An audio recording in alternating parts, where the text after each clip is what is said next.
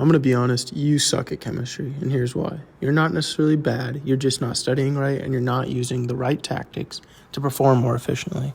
You keep failing your quizzes, and you're getting confused on certain topics, and you feel like everything you're watching isn't getting stuck in your brain.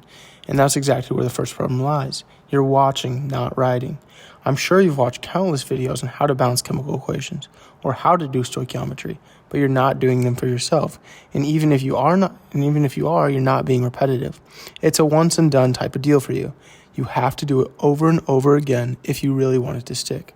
Let me give you a quick game plan when you go to watch your next chemistry video. So the first step I'm going to have you guys do is to pause the video once you've watched someone do it.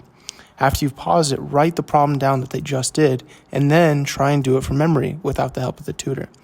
And then now that you've done that, do it over and over and over again.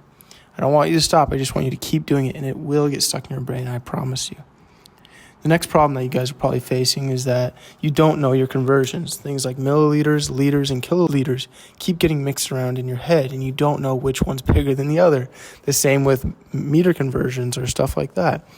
You're also probably confused on whether to multiply or divide when doing molar mass and doing conversions to grams or conversions to moles. Once again, going back to the first point, you have to do these over and over again.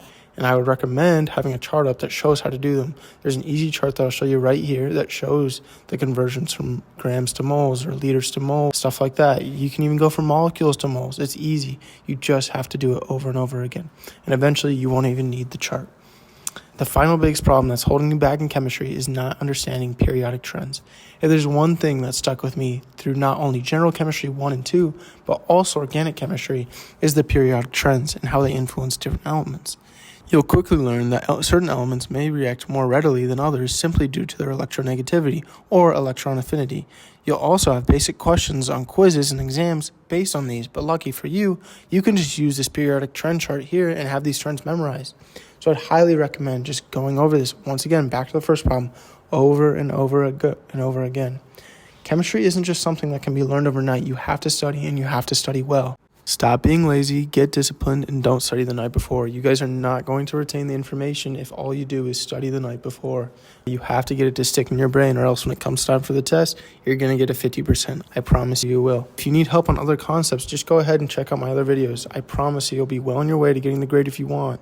If you just go ahead and just do it over and over again. It's all about repetition, guys. And that's all I got for you guys. Just follow these steps, and I promise you'll be well on your way to getting the grade you want.